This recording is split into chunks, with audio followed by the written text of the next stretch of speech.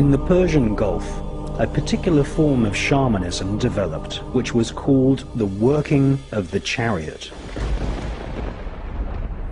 This form of shamanism gave birth to Judaism, which was taught at mystery schools in ancient Babylon, which is today's modern-day Iraq.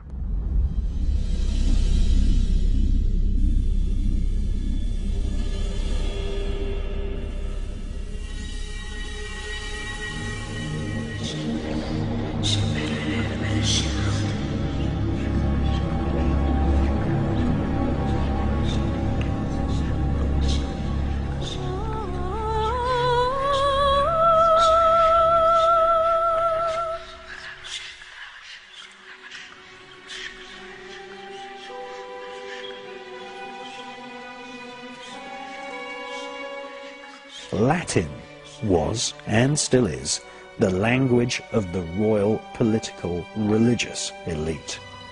Spirits were conjured upon payment to the magician and summoned to give information on enemies and even cause direct harm to individuals or even an entire army. John Dee, along with other magicians and Kabbalists such as Abraham the Jew, were employed by the royal elite right across Europe. Their roles in the secret history of the royal political elite predated the present trend of employing remote viewers and clairvoyants in the CIA and Her Majesty's intelligence services. It is widely known to everyone from the CIA to the Romany fortune tellers in seaside towns across Britain that spirits know all things past, present, and future.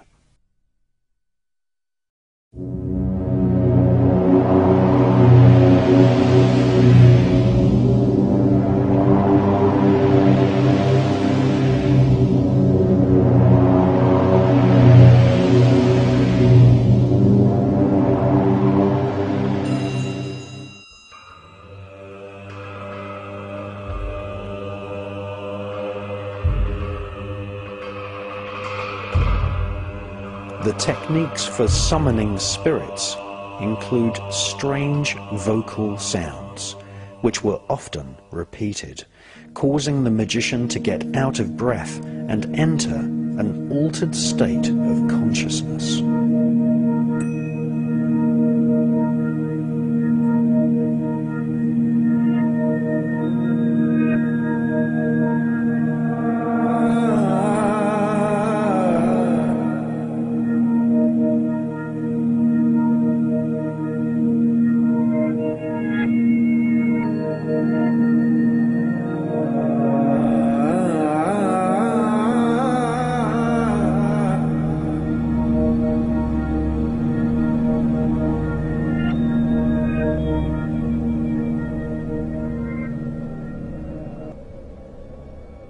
The most famous magical text for summoning demons is called the Goetia, which instructs the magician to make howling sounds whilst calling out the names of the demons in the hierarchy of hell.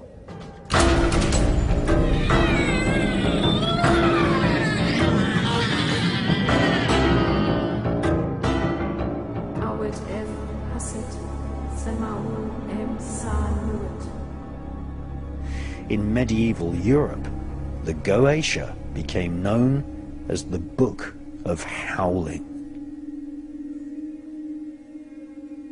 Sound is one of the most important elements in magical spells. To this day, modern science cannot explain the fact that certain melodies, harmonies, and pieces of music can excite the emotions of a person. Spirits are likewise emotionally excited with certain sounds and tend to gather into a temple or house wherever particular sounds are heard. Sound can be used to increase emotions, and at Waco, Texas, and Guantanamo Bay in Cuba, sound and music have been used as a torture weapon.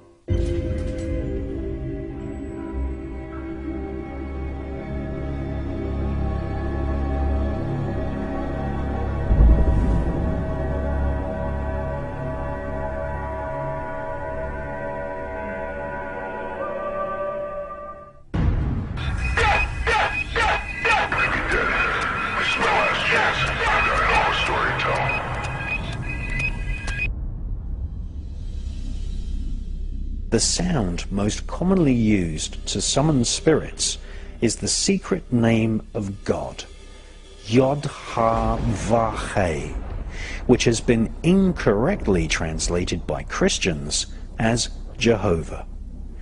Another, even more secret name for God is the Shem-Ham-Forash, which Moses recited in order to part the Red Sea.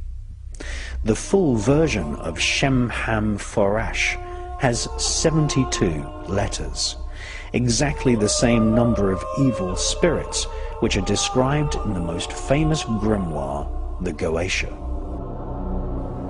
Similarly, Buddhists and Hindus on the Indian subcontinent recite mantras in order to attract spirits.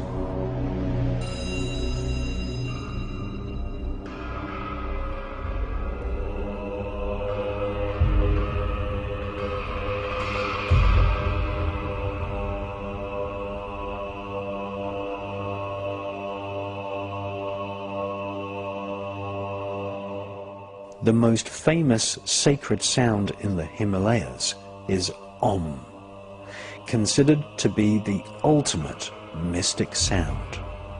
Large groups of monks gather to chant the Om, and in doing so create a psychic atmosphere in the temple, as the entire building and surrounding mountains vibrate with this ancient sound. In India, there are spiritualists who claim to be able to see the shapes produced by certain sounds in the ether of space.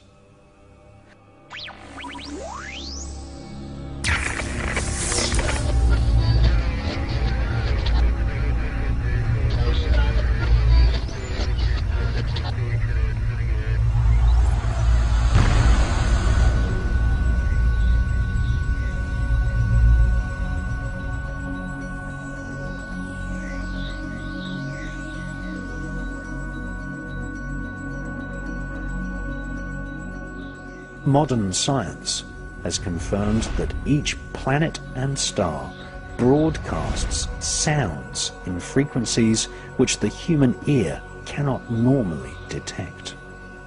NASA scientists have recorded the sounds of the planets. Many of these droning and humming sounds resemble the Om mantra of India and the chanting of Jewish Kabbalists.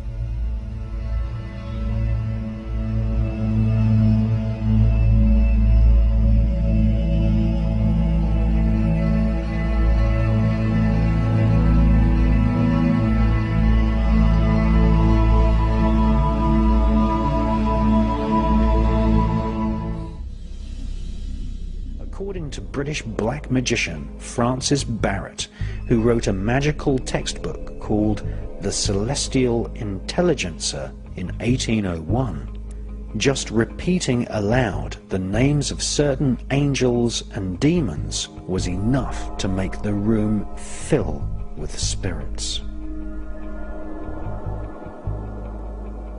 In 1584, the magician Reginald Scott wrote his own magical grimoire text called The Discovery of Witchcraft.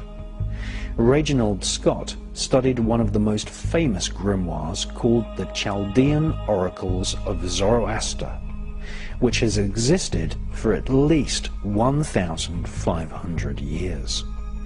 This ancient text contains the so-called barbarous words of evocation. These are sounds rather than identifiable words. They consist of connected syllables which have no meaning in any known language, but are written using ancient sigils or symbols which evolved from ancient Israel, Egypt and Babylon. Reginald Scott's book is a list of names of spirits which are to be called out and chanted in a certain order. These lists of spirit names are called litanies. Many magical texts are just simple lists or litanies of the names of planets, angels, spirits, and demons. Just like a computer program is just a list of commands, so too is a magic spell for summoning spirits. Magicians chant and recite these complex lists of names whilst visualizing the magic circle being filled with spirits. Many privately owned magical textbooks were written on consecrated vellum. Often the ink was made from human blood. Some of these books were so effective at summoning spirits that merely opening the book would cause spirits to congregate and ask, "What does the Master desire to know?" Many magicians believe that the ancient sigils and talisman designs representing the barbarous names of evocation are the actual vessels in which the spirits live. Alongside the spells of the grimoires, magicians are instructed to recite psalms, which are an important part of calling demons into the temple.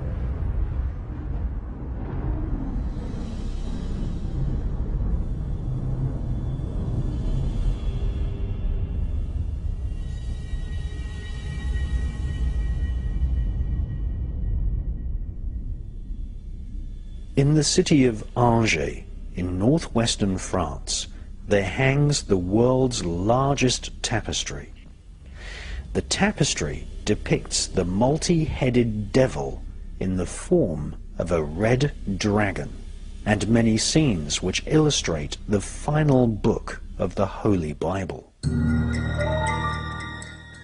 The full title of this book is John's Book of the Revelation of the Apocalypse, which describes the future end of the world. It was dictated to the apostle known as John as he lay with his head inserted into a niche in a cavern on the Greek island of Patmos. The entire book of Revelation was dictated to John by spirits. The Angers tapestry hangs in the castle once owned by the Angevin royal dynasty, who controlled thrones in France and Britain. It was in this part of France that many of the grimoires were published. The door to Angers Cathedral features sigils found in the grimoires. Many churches and cathedrals throughout Europe and Britain are actually Kabbalistic magical temples masquerading as churches.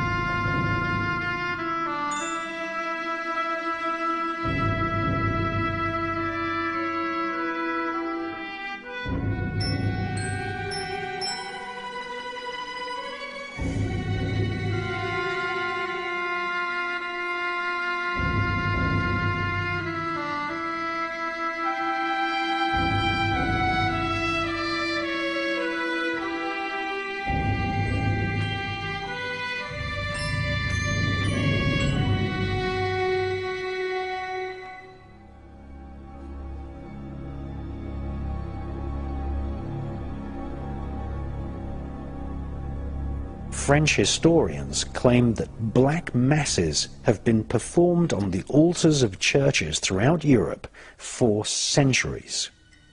In Great Britain, many churches allow their facilities to be used by Freemasons without realizing that the psalms of Freemasonry are the exact same psalms which are chanted by magicians who wrote the magical grimoires. These psalms are fundamental to the art of summoning spirits and demons.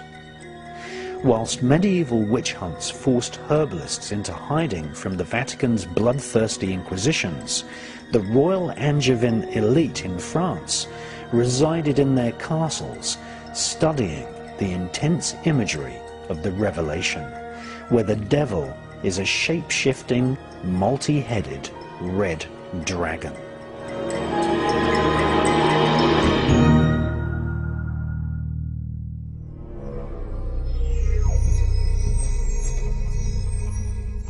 A lot of people have asked me what the demons of the Goetia actually look like, and for the most part they appear in the mind's eye of the magician. It's very rare that you'll have a situation where a spirit or a demon will actually show itself within the magic circle or the triangle of art. It is true to say that the psyche of the magician is really the landscape in which the demons appear.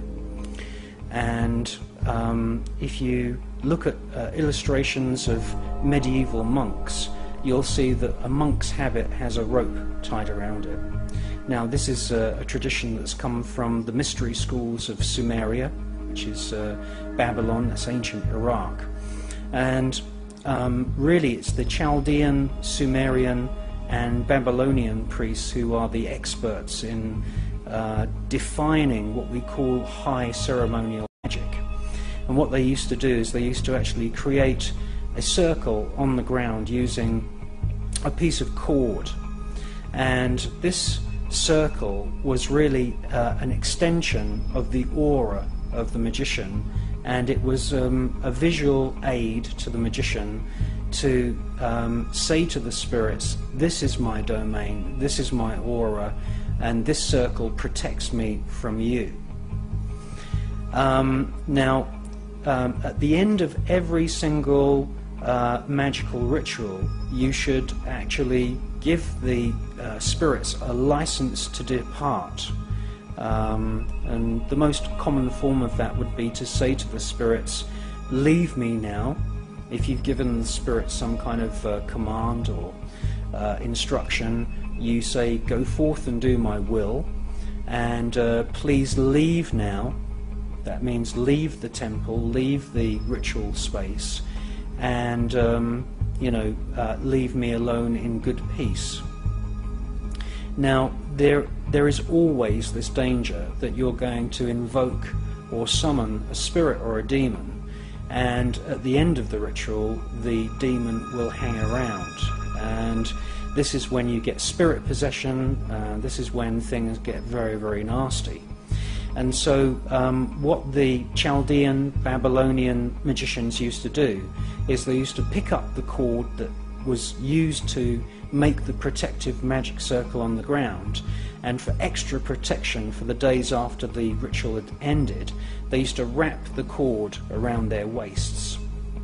And this is why very commonly you see illustrations of medieval monks with the long gown. That was very typical of what magicians used to wear, with a cord wrapped around their waists.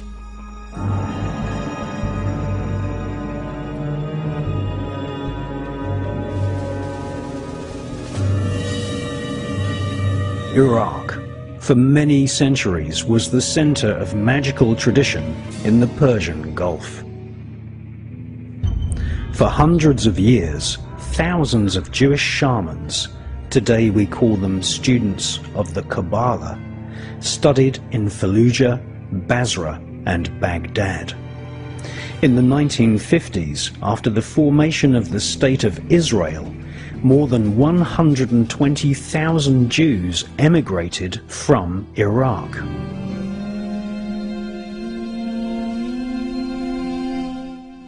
Iraq is not only the crucible of creation, but Iraq was also the birthplace of Kabbalistic, Chaldean and Babylonian magic.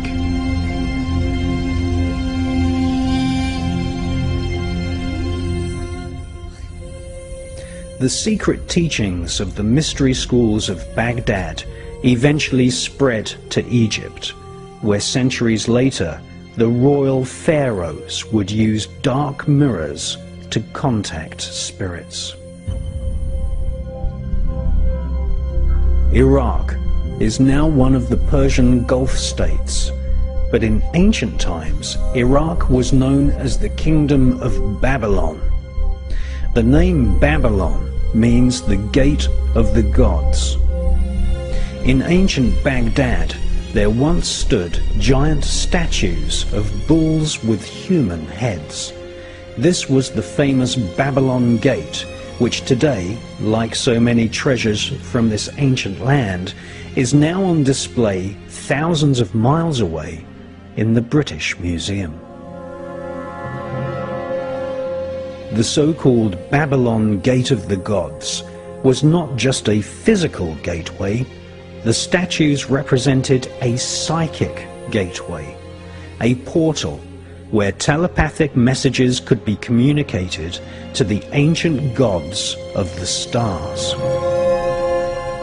The Baghdad Museum has a collection of stone tablets and statues illustrating what these star gods looked like. They were called the Anunnaki.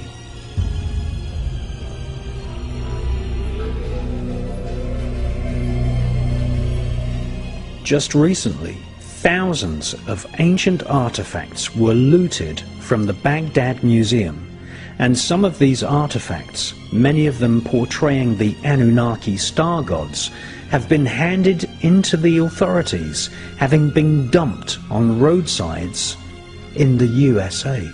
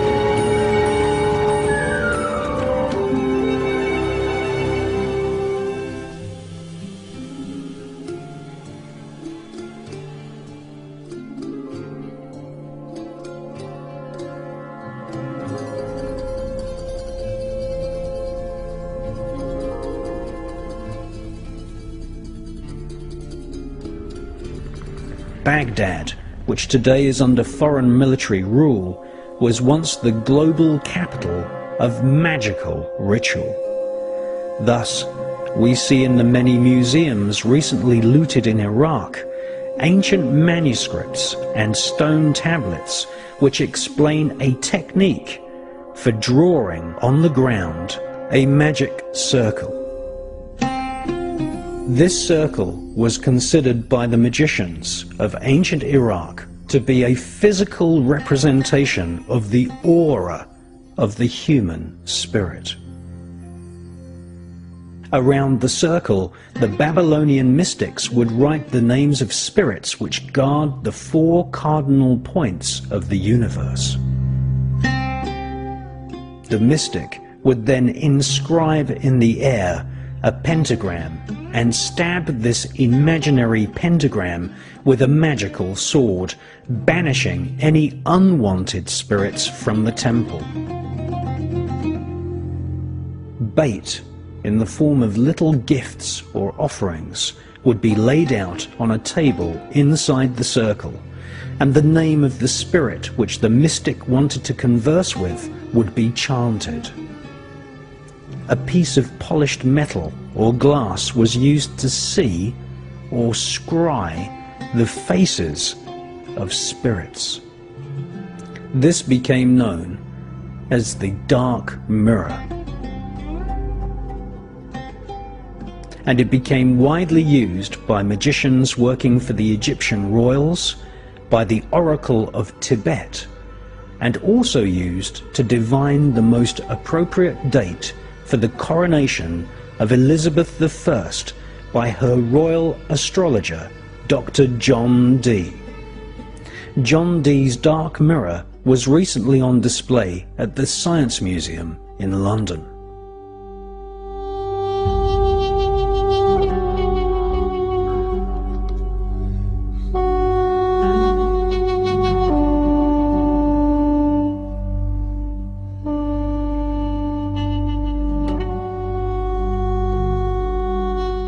Shamanism, paganism, and Druidism from Europe, the Mediterranean and the Persian Gulf states coalesced into a form of occult science.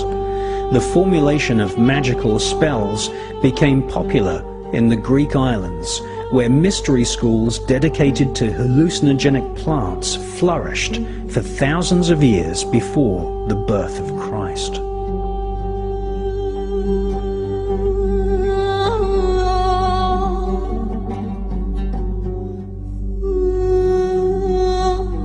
Archaeologists have uncovered magical papyri written in Greek which call forth spirits to aid healing, obtaining visions of the spirit world, exorcism, the attainment of beauty and love, and the destruction of enemies. These Greek magical spells influenced magical tradition across the Holy Lands and later influenced magical texts published in medieval Europe. The names of the spirits invoked in these magical ceremonies had to be called out accurately, with the correct pronunciation, in order to summon the correct spirit. In other words, the magician had to be good at grammar. And these European magical spells became known as grimoires, which is an old French term for grammar. If you invoked the wrong name, then you would end up invoking perhaps an astral corpse or an imposter spirit.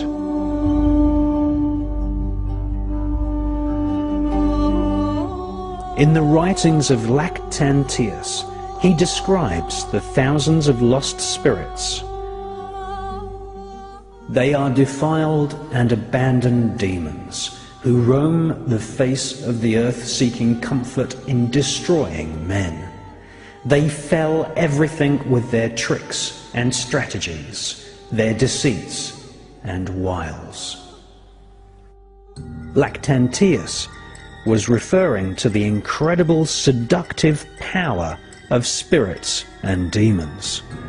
If you perform magical ritual well, choosing a time which is most conducive astrologically, and calling the names correctly, then in the mind's eye of the magician, or more alarmingly, in physical plain view, perhaps in the reflections of a crystal ball, or forming a face in the smoke of sacred incense, you will eventually be confronted with the presence of a spirit. And so, my friend, the master devised this pretty little scheme as a way of getting back a horror to the eyes of all men who seek faith using magic. It's not enough, you see, to be a spirit. Today, some of the world's greatest libraries have collections of ancient magical manuscripts.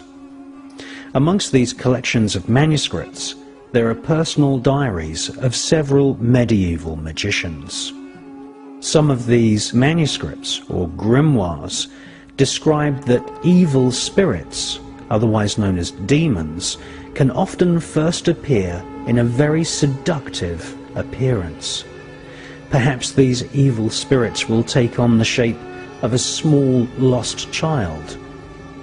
A demon may also appear as an old person or a beautiful person of either gender. A demon can change its appearance at will, and most demons actually appear as grotesque beings which combine facial and physical aspects of both humans and animals. Sometimes they resemble monsters with aspects of humans and animals all rolled into one ugly being.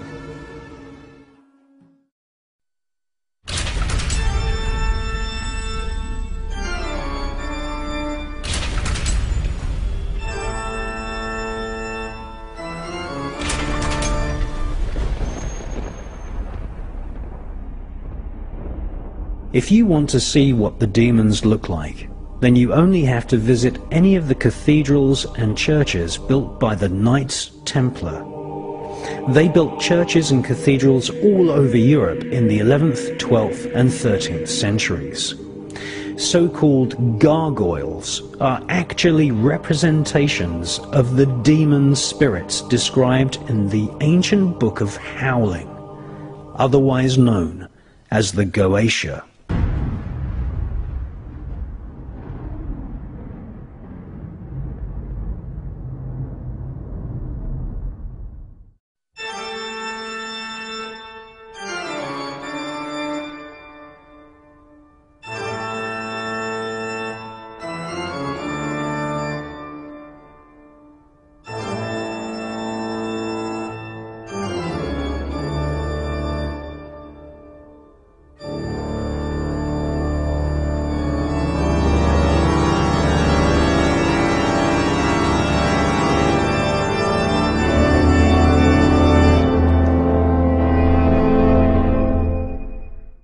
So what we're doing is we're secretly filming, well, sort of fairly secretly filming. They won't allow me to film in here properly. They keep harassing me every time I bring a camera in here. And this is a cathedral in the south of France, in a place called Narbonne. And this cathedral, like many other cathedrals, was designed by the Knights Templar and sympathizers of the Knights Templar. Now we know through the confessions of the Knights Templar that they were involved in black magic, and they had idols called Baphomets, and you know, really the big joke about these cathedrals is that people pay thousands of pounds to come on pilgrimages, say from Germany or Yugoslavia or somewhere, and they pay thousands of pounds for a pilgrimage to these cathedrals in the south of France, and people think they're going to have a wonderful Christian spiritual holiday. Well, that's far from the truth. The truth of the matter is that this is a Kabbalistic temple, and it contains carvings of most of the demons that you find in ancient magical scriptures, such as the Ars Goetia, the Testament of Solomon, the Clavicule of Solomon, and many of the other magical texts that have made their way into Europe from ancient Babylon, ancient Chaldea, which is a province of Babylon, and from Sumeria as well. Now, the people that run this cathedral are just basically just scamming people, because there's nothing Christian here at all. You're even hard pushed to find a crucifix. A proper crucifix has got an image of Jesus. Well, these are few and far between in this place.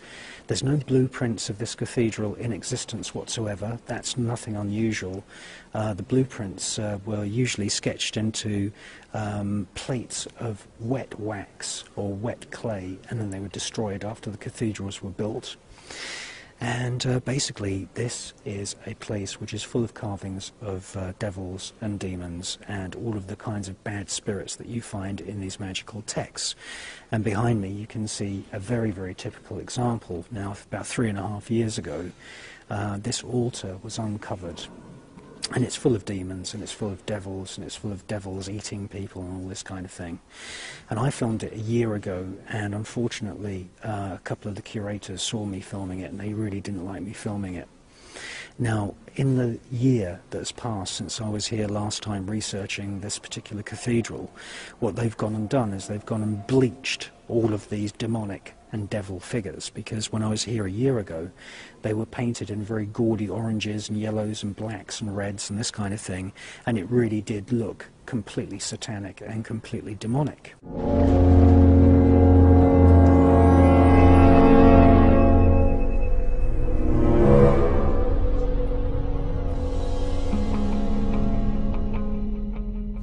So what they've done in the last year is they've gone and bleached all of that paint off to try and make it sort of blend in with the rest of the cathedral.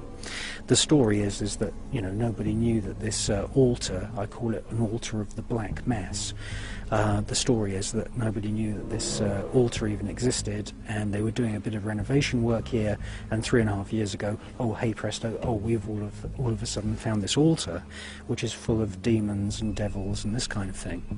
Well, the truth of the matter is this, is that many people who claim to be cardinals and priests and members of the Catholic Church are actually involved in black magic, and there is such a thing as a Black Mass. Now the Black Mass is exactly the same as the Catholic Mass, except everything is reversed, and instead of praising Jesus and God, they praise Satan and Lucifer. And I believe that what we've got here is we've got a typical example of one of these cathedrals that was funded and built by black magicians such as the Templars, and we've got an altar here which is where black masses would have taken place, and you see humans being eaten by demons and this kind of thing. Now we're going to have a little tour as far as we can with the curators keeping an eye on us, and I'm going to show you some of the demons which you find in typical magical texts such as the Testament of Solomon, the Clavicule of Solomon and the Ars Goetia, and you can actually find all of those demons and devils in this cathedral. Now, before we go on the tour, I'm just going to show you some of the features of this actual altar. And the thing to bear in mind is that this would have been used, this altar, with the statues of the demons and the devil, would have been used as some kind of visual aid to a satanic priest who would have, you know, explained to people, this is what the devil looks like, you know, these are the demons, and probably given their names. Now, for the Christian congregations, who were basically illiterate peasants who would have come here, they would have probably explained away the existence of this altar by saying, you know, this is what's going to happen to you if you don't give money to the church. You're going to go to hell and all this kind of thing. Or the other possibility is that nobody even knew that this altar to the Black Mass existed, and they may have even kept it covered up. It's not until you zoom in that you can really see how evil the whole thing is. There's all kinds of winged demons, griffins, devils. If there's any humans depicted, then they're usually depicted as being boiled or eaten, or having their limbs crushed and broken. What about these figures up here? Are they saints or are they? Well, they're meant to be, but you know, it's just basically a cover story for having this evil altar. You see griffins there, all kinds of weird things, and then, yeah, at the centre of this entire horrible altar, you've got this mouth of a monster with another monster inside, and to the left of the monster inside the mouth there's a cauldron full of people being boiled and other people, and there's people being hung as well. You may, you know, ask yourself, what's this actually doing in a church? It's so evil. It's like a kind of medieval version of a Hammer House of Horror movie. There's a cartload of people that are going to be probably eaten or killed in some horrible fashion.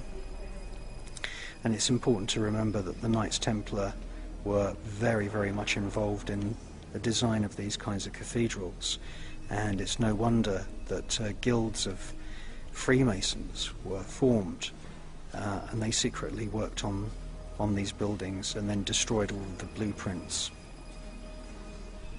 But all the paint, as you can see behind, it was painted in very, very gaudy colours, and what's happened in the year since I was here last is that all that paint's been bleached off to try and make it blend in with the rest of the cathedral, I suppose in order to stop people like me from asking awkward questions. Now the cover story is that you've got, you know, some kind of Mary and Jesus figure standing on top of the devil. But as far as I'm concerned, it's strange that this altar was covered up and not known about up until 3.5 years ago.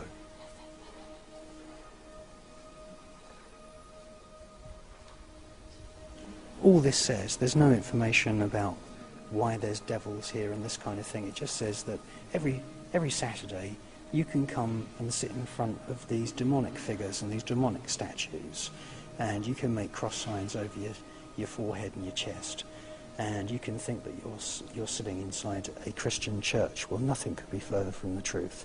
Why, out of all of these individual chapels in this gigantic cathedral, have they chosen this particular demonic kind of altar to have all of the Christian ceremonies? And the interesting thing is that right behind, and I'll just go over there, is that we have some very, very interesting skull and crossbones iconography.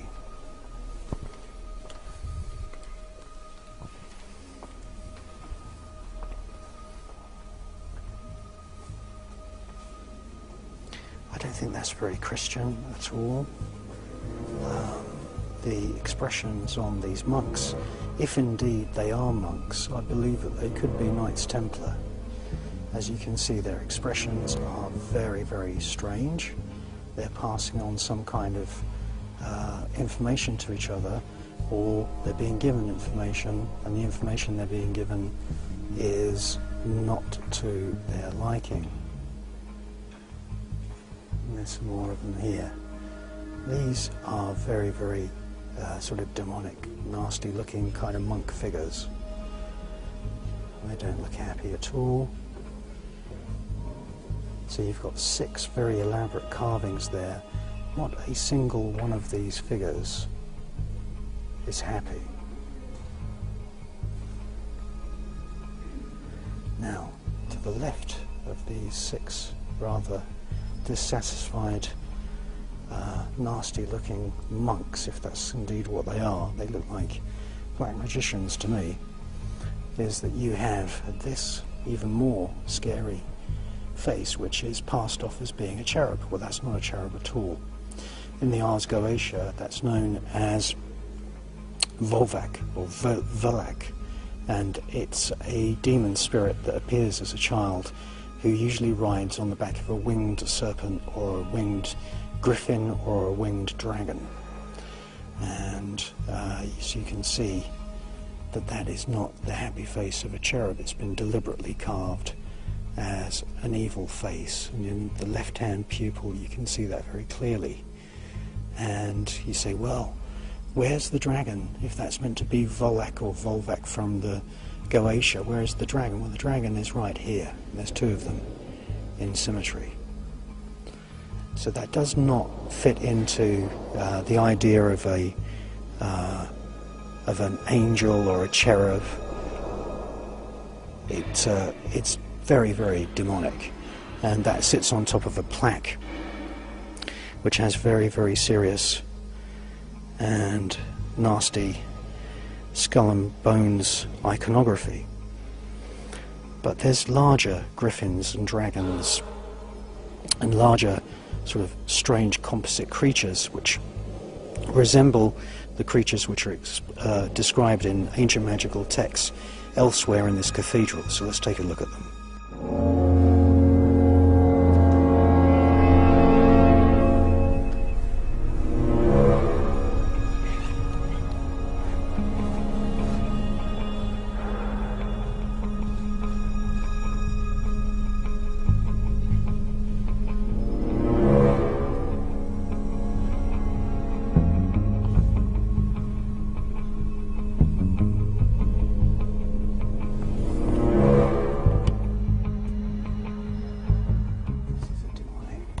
Creature which is described in the Goetia.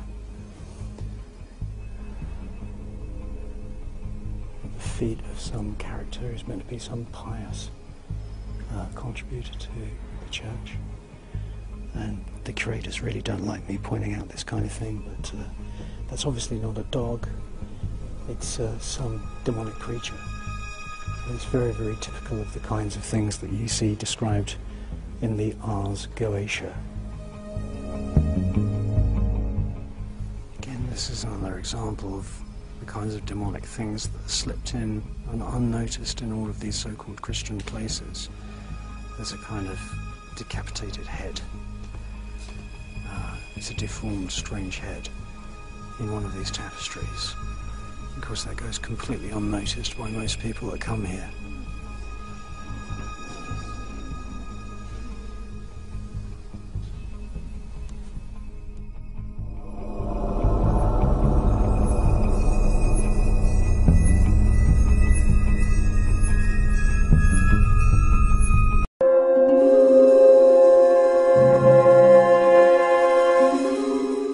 The Voynich manuscript is a magical textbook with drawings of hallucinogenic plants and tube or trumpet-shaped apparatus.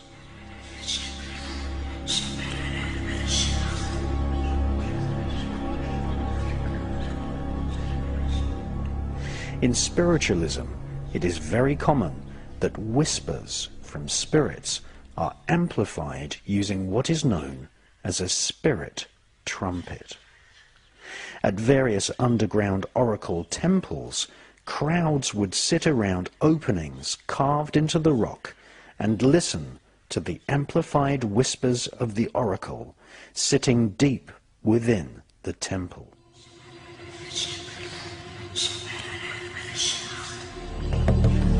I invite you to drink the healing water and ride horses for our time together.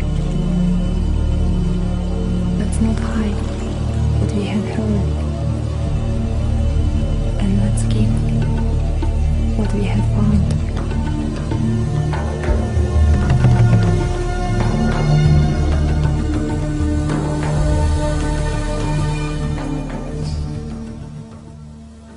The Voynich manuscript is written entirely in cipher, and there are only 3 manuscripts written entirely in code prior to the year 1500. The Voynich manuscript is one of them.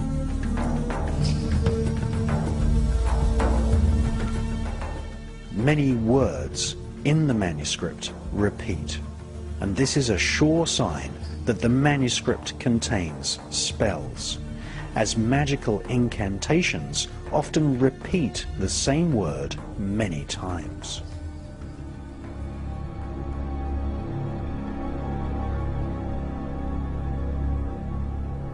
At the corner of each page of the Voynich manuscript, page numbers have been added, and the handwriting has been matched to that of Elizabethan magician Dr. John Dee and psychic medium Edward Kelly.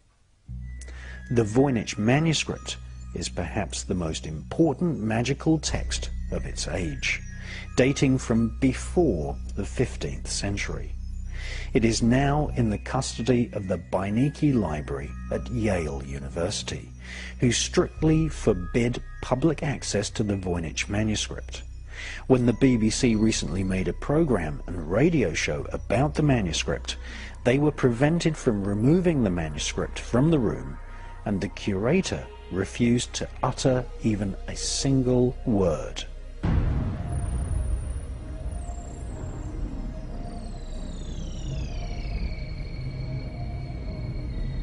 Clearly, the Voynich manuscript is a magical grimoire, part of a corpus of magical works which were codenamed the Holy Grail in the 12th and 13th centuries. According to a letter found inside the Voynich manuscript, it had previously been owned by Emperor Rudolf in Prague, who had employed Dr. John Dee and Edward Kelly to conjure spirits for the royal political elite. The British Library, the Louvre in Paris, and even the Royal Collection of the British Royal Family all have similar grimoire texts in their vaults. Most of the original grimoire texts, almost without exception, were written in Arabic and Hebrew.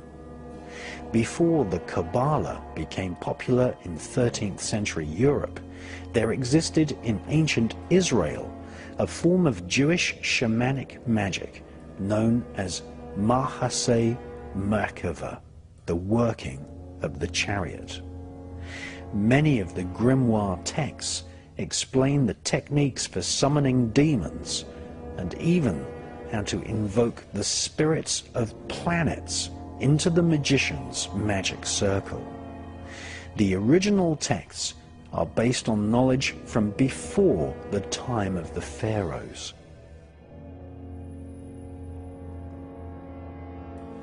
The Catholic Church formed the Inquisitions in order to control the distribution of this occult knowledge. In Umberto Eco's book, The Name of the Rose, he tells of how medieval monks poisoned each other in order to keep certain ancient texts secret.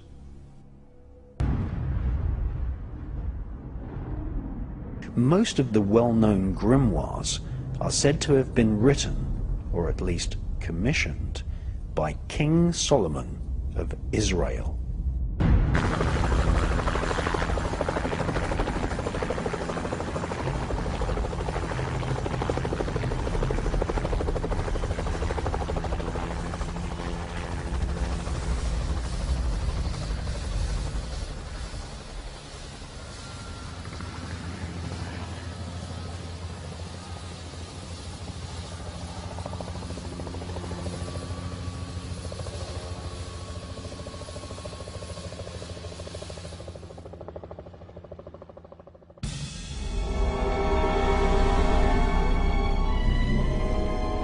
Under Jewish law, it is forbidden for anyone under the age of 40 years to study the Kabbalah.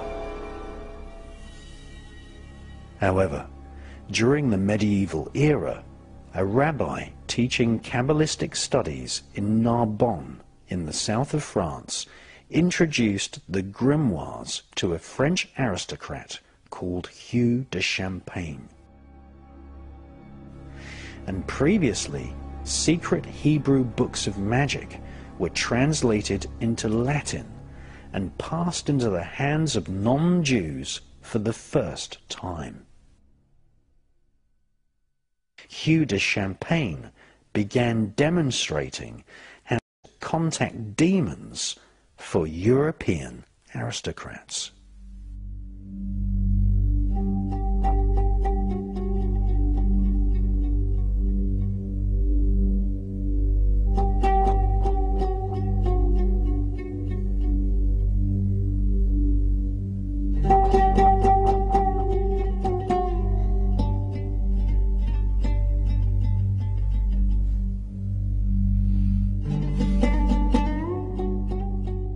Rumors of occult rituals at the heart of the European aristocracy spread far and wide, and so romantic novels were distributed which confused public knowledge, blurring fact with fiction.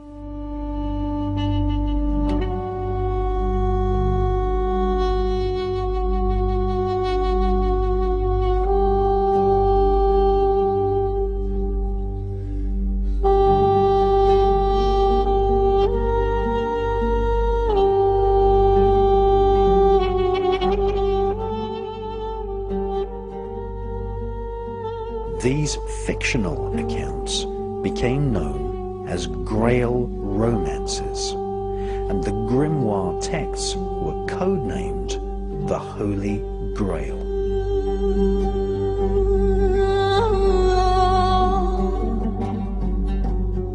Many of the original grimoires were written on papyrus with a quill feather pen which had been plucked from a cockerel which had been sacrificed at dawn. The ink was often made from red wine, which had been consecrated at a special ceremony.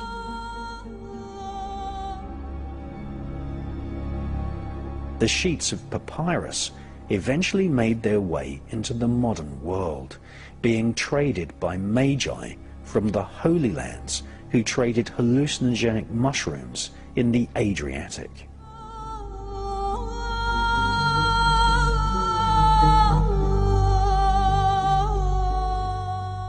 These ancient magical texts contained astrological star maps of the heavens, described the characteristics of the stars and planets, and contained exact instructions on how to summon a spirit, angel, or demon.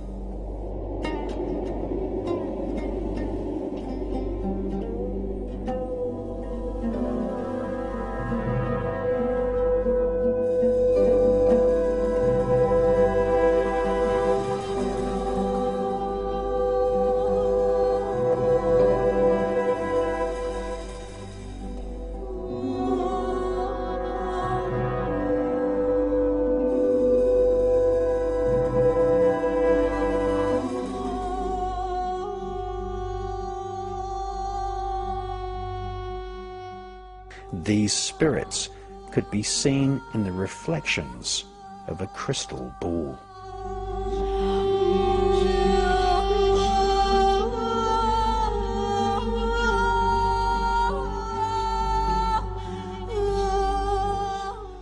When the tomb of French King Childeric was uncovered in 1653, a crystal ball was found inside, along with several dozen golden models of honeybees. Napoleon Bonaparte had these golden bees stitched onto his coronation robe. Still, to this day, the bee and the beehive are symbols of the Illuminati global network of secret societies. Once translated into Greek and Latin, these magical papyrus were bound into books and became known as the grimoires.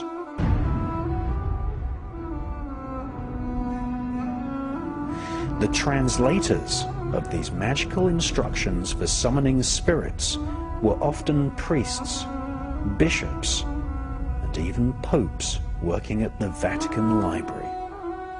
Outside the hallowed walls of the Vatican, peasants were burnt alive for being interested in magic, whilst within the private reading rooms and cloisters of churches and royal palaces, magicians such as John Dee were busy at work employing the knowledge of the grimoires to contact spirits, plan wars, and inflict psychic attack on the enemies of the state.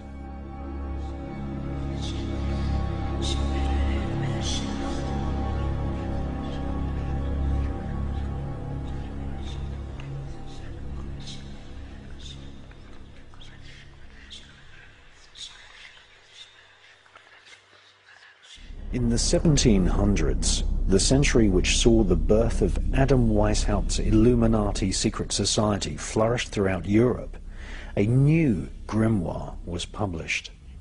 It has become known as the Grand Grimoire of the Red Dragon. Just as we see in the tapestry of Angers, the Red Dragon is a symbolic representation of the spirit of the devil. First written by Antony, the Jewish rabbi of Venice, the Grand Grimoire of the Red Dragon is a book of black arts, which is a synthesis of previously oral, very secret teachings handed down from one rabbi to the other. The Red Dragon Grimoire is almost exclusively dedicated to instructing rabbis on how to invoke demonic forces.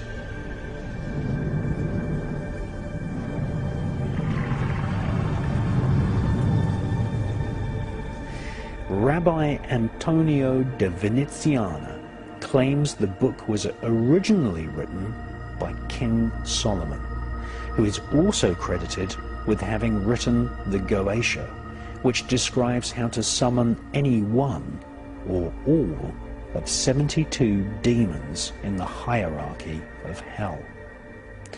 The Grimoire of the Red Dragon gives distinct instructions on how to make a pact with Satan. The text shows rabbis how to summon the spirit of a demonic spirit called Lucifuge Rufacal, who is none other than the Prime Minister of Hell.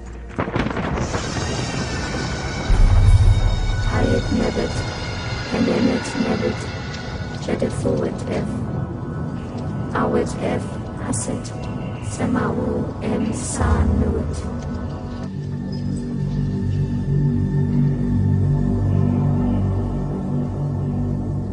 Many authors believe that the pact with the Prime Minister of Hell was originally devised in texts written or commissioned by King Solomon, and it was, up until the making of this film, one of the closest guarded secrets of the Hebrew Kabbalists. During the 1700s, the Grimoire of the Red Dragon was avidly read by the elite of Europe and the Americas.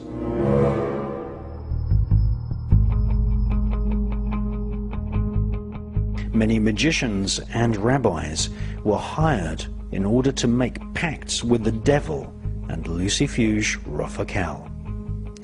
The Grimoire of the Red Dragon indicates that if you serve the devil, then the rabbis following the rules of the pact will be rewarded with knowledge of where buried treasure can be found.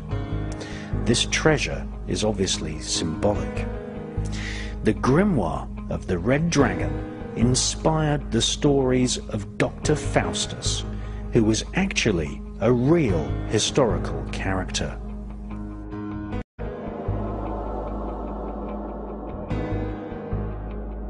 Dr. Faustus was a paedophile magician who used children in black magic sex rituals. Dr. Faustus had patrons amongst the royalty and nobility of Europe.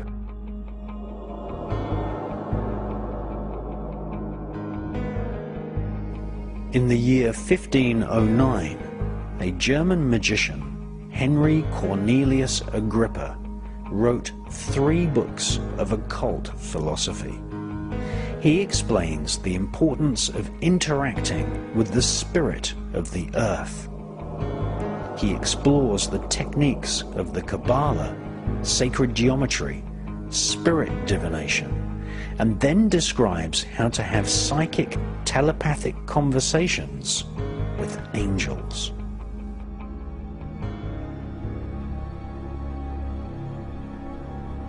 Through the publication of his 3 books of occult philosophy, Henry Cornelius Agrippa became a favored magician at the royal courts of Europe. In his writings, Agrippa summarizes his duties to the royal elite of Europe when he wrote, "My task is to summon spirits who will defend kingdoms, discover the secret knowledge of men, to increase riches, to foretell future events, and to see and know things done in many miles off."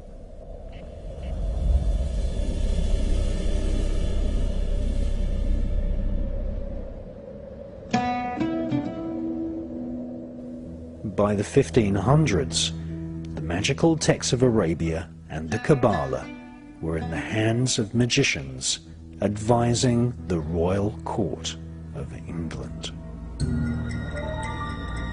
Elizabethan magician and spy John Dee was born in 1527.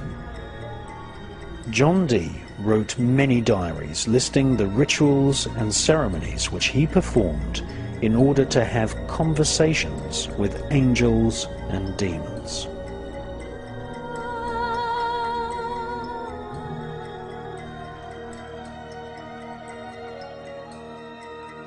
John Dee was astrologer royal to Queen Elizabeth I and used the same magical grimoire texts as the Knights Templar.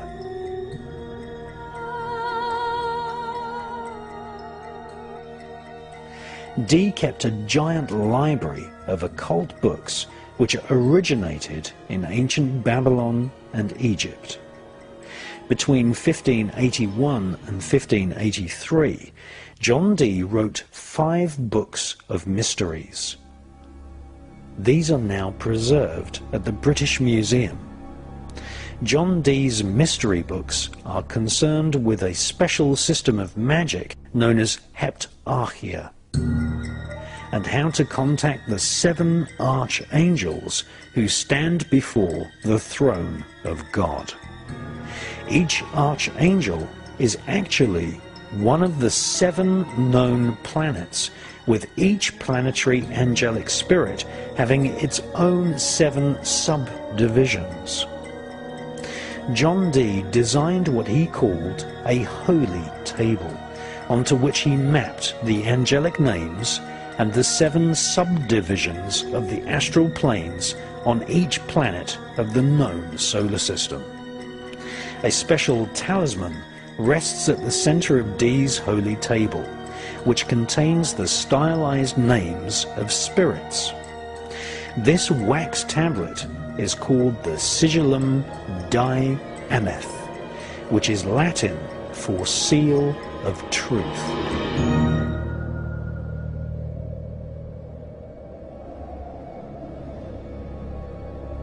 Upon the wax sigil tablet, Dee placed a glass prism or crystal ball, so that visions of the angelic planetary spirits could actually be seen. The spirits dictated immense amounts of information to John Dee and his psychic collaborator Edward Kelly.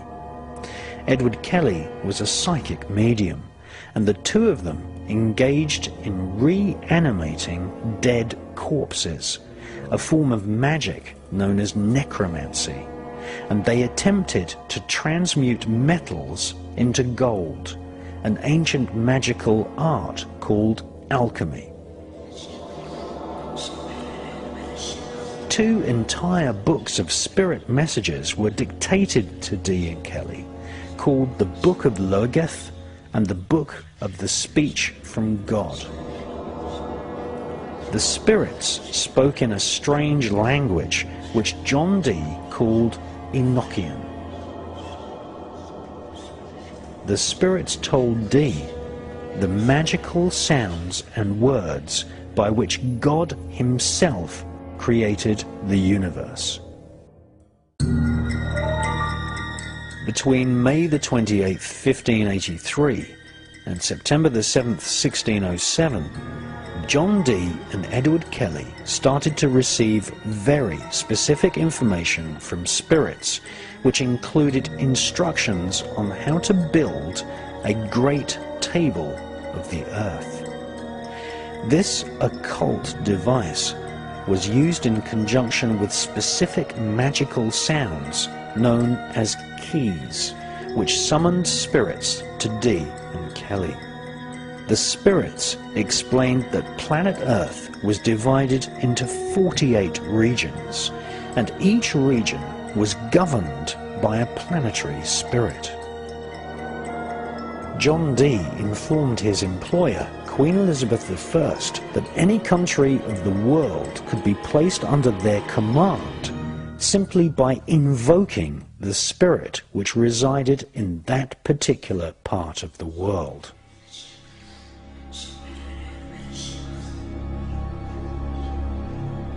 The royal political elite, such as Emperor Rudolph and Elizabeth I, employed John Dee to summon the spirits.